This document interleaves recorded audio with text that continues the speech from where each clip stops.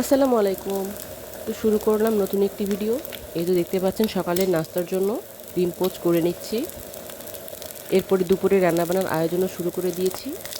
তো এই ডিম পোচটা মেয়েকে করে দিচ্ছি। মেয়ে নাস্তা খাবে তাই। আর এই তো দেখতে পাচ্ছেন টুনা ফিশ ভুনা করছি। সামুদ্রিক যে টুনা ফিশ এটা ভুনা করছি দুপুরের জন্য। আরও করব আরেকটু ছোটো মাছ রান্না করব। আর এই যে দেখুন আপনাদের একটু বাগানে নিয়ে আসলাম।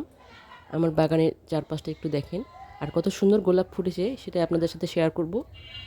শীতকালে আমার এই গাছের গোলাপগুলো অনেক বড় বড় হয়। মাশাআল্লাহ অনেক সুন্দর, কেউ মাশাআল্লাহ না বলে যাবেন না। এই যে দেখুন অসম্ভব সুন্দর আমার গোলাপ ফুলগুলো, এই যে দেখুন। আর অনেকগুলো কলি একসাথে আসে।